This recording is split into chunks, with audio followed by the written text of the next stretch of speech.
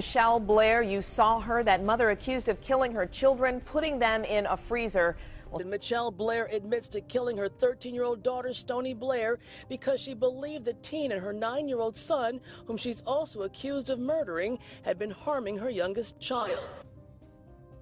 Une mère de 36 ans, originaire du Michigan aux États-Unis, est condamnée à la prison à perpétuité pour le meurtre de 2 de ses enfants. Bonjour à tous, aujourd'hui on va parler de l'affaire Michelle Blair. Une situation familiale compliquée. Tout se déroule dans un logement social situé dans la rue Martin Luther King à Détroit, où vit Michelle Blair, une mère de famille de 36 ans qui élève seule ses 4 enfants. Gabriel, 17 ans, Stony, 13 ans, Stephen, 9 ans, et Matthew, 8 ans. La famille vivait dans une situation très précaire, tout simplement parce que Michelle était incapable de garder un emploi sur le long terme. Elle était tellement dans une détresse financière qu'elle devait faire régulièrement appel à des membres de sa famille pour lui venir en aide. Sauf qu'un jour, la famille, elle en a eu marre. Elle lui a posé un ultimatum. Soit elle retrouve un travail et lui garde vraiment cette fois, soit elle retourne à l'école. Donc on peut dire que c'est un début de vie très compliqué pour les familles. La découverte des corps. Le 24 mars, vers 11h, un avis d'expulsion est mis à l'encontre de Michelle Blair, suite à plusieurs loyers non payés, dont la somme s'élève à 2206 $. Le propriétaire donne donc l'accès aux forces de l'ordre. À la seconde où ils pénètrent dans le logement, ils s'aperçoivent que celui-ci, c'est une véritable décharge. Il y a de la nourriture périmée absolument partout, des déchets. On a clairement du mal à croire qu'une famille vit ici. Quelques temps plus tard, tout se passait bien, jusqu'à ce que les policiers veuillent déplacer le congélateur qui paraissait anormalement lourd. Celui-ci est donc ouvert et les agents tombent nez à nez sur le corps de Stony ainsi que celui de son petit frère Stephen. Stony est mis dans un grand sac plastique. Quant à Stephen, son corps est enveloppé dans un drap. Les enfants semblent être morts depuis quelque temps. En effet, après une autopsie, on s'est aperçu que les enfants sont morts depuis plusieurs années, 3 ans pour être plus précis. Mais vous allez me dire, mais comment ça se fait qu'il n'y a pas eu d'odeur pour moi, alerter le voisinage? tout simplement grâce au congélateur qui a congelé les corps. Et c'est pour cette raison qu'il n'y a aucune odeur de décomposition. Tout de suite après la découverte des corps, Michelle Blair est très vite retrouvée et aussitôt arrêtée. La seule phrase qu'elle prononcera lors de son arrestation est un simple « Je suis désolée ». Le déroulement des faits. Miss Blair, what did you do to Stony Blair that makes you guilty of premeditated murder? She raped my son. I intentionally killed her. How did you do that? Starting from the beginning, when I found out about what Stony was doing, it was 9 months later after finding out about Stephen. So for the whole 9 months we were in the house, she was still raping my child. I did not know that. When I first found out, after told me, I took a minute because I was not understanding, but I repeatedly punched her. On many occasions, I assaulted her every time he told me what she did to him. Donc Michelle Blair explique qu'un jour, elle voit son fils cadet Matthew en train de jouer avec des poupées. Pour l'instant, rien d'inhabituel, jusqu'au moment où elle le surprend en train de les mettre dans des positions inappropriées pour son âge. C'est tout naturellement qu'elle lui demande qui est-ce qui lui a appris ça. Le petit garçon lui avoue qu'il est abusé sexuellement par son grand frère Stephen de 9 ans. Suite à ça, elle déclare « Je suis montée, j'ai dit Steven, Mathieu m'a dit que il s'est levé et m'a regardé comme s'il avait perdu la tête et elle m'a dit oui. J'ai donc commencé à frapper Steven, j'ai mis un sac sur sa tête, il a perdu connaissance et je l'ai fait à quelques reprises. » Mais c'est loin d'être fini, selon les témoignages des autres enfants de Michelle, car elle aurait torturé le petit garçon en lui jetant de l'eau bouillante sur le corps et tout particulièrement sur ses parties intimes, ce qui a pour conséquence de faire tomber la peau. Mais aussi en lui mettant régulièrement des sacs plastiques sur la tête et en le forçant à boire du Windex. Et tout ça pendant 15 jours jusqu'à la mort du petit garçon le 30 août 2012. 9 mois plus tard, la mère de famille découvre que sa deuxième fille, Stony, abuse également de Matthew.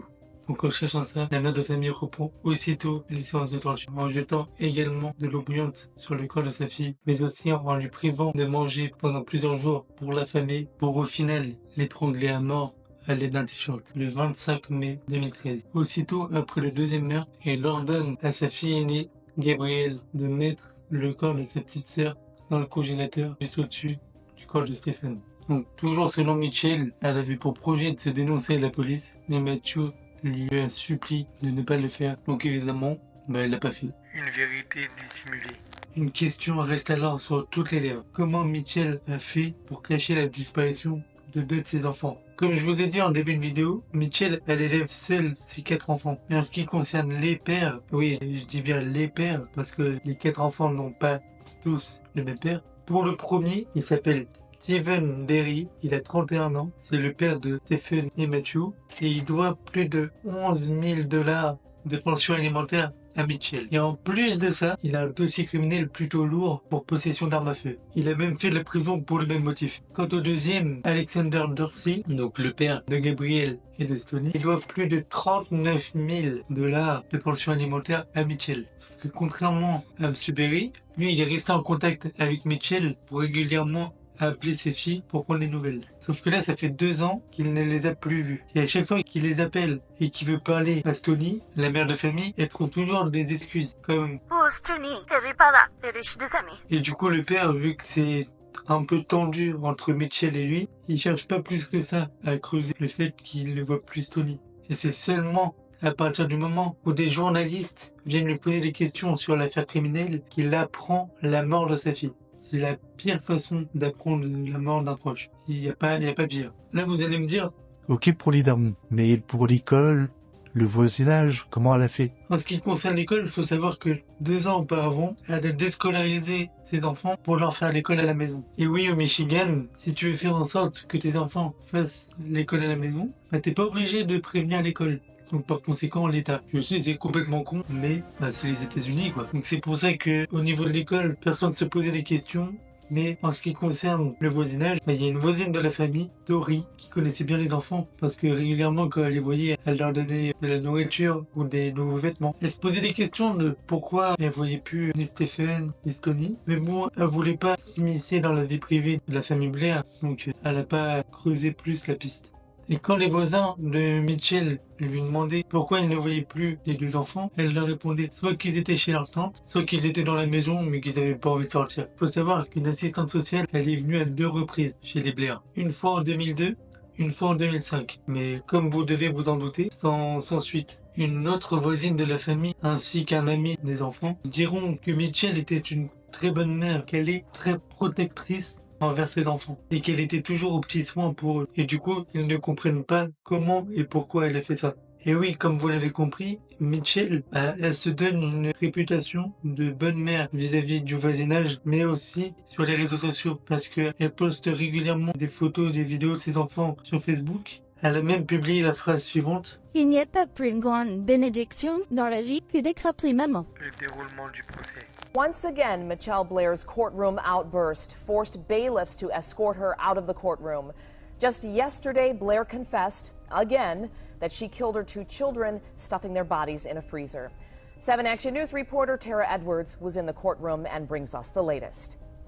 Because my son knew he wasn't going to tell because he was happy that I killed them. Michelle Blair escorted out of court by her request as she accused her murdered children of abusing their youngest sibling. This after hearing her daughter's father's attorney's closing arguments, where he stated the children were too scared to report their siblings' physical abuse. The Michigan Department of Health and Human Services wants to terminate her parental rights along with the rights of the kids' fathers, Stephen Berry and Alexander Dorsey. Judge Edward Joseph in the end said there was enough reason to terminate all of the parents' parental rights. And there is no way that a parent could be oblivious to all of those things. It is too much. It goes over too long of a time period. Any parent who was involved in their child's life would know if they were physically abused, would know how they were doing in school, are they going to school. Judge Joseph decided there should be a best interest hearing.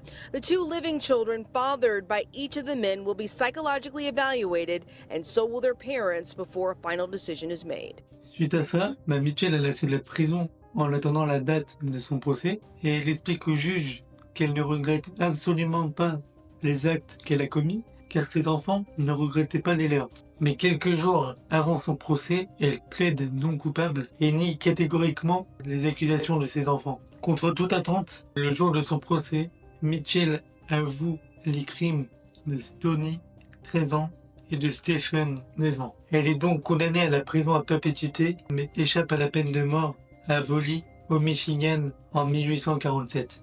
Quant à Gabriel et Matthew, qui eux aussi ont subi des violences commises par Mitchell, comme par exemple Mitchell qui frappe la tête de Gabriel avec une planche en bois, ont donc dû se reconstruire. Le chef de la police de Détroit, James Craig, déclare pendant une conférence de presse: Oui, nous voulons comprendre ce qui est arrivé dans cette maison, mais je vous demande de respecter ces enfants.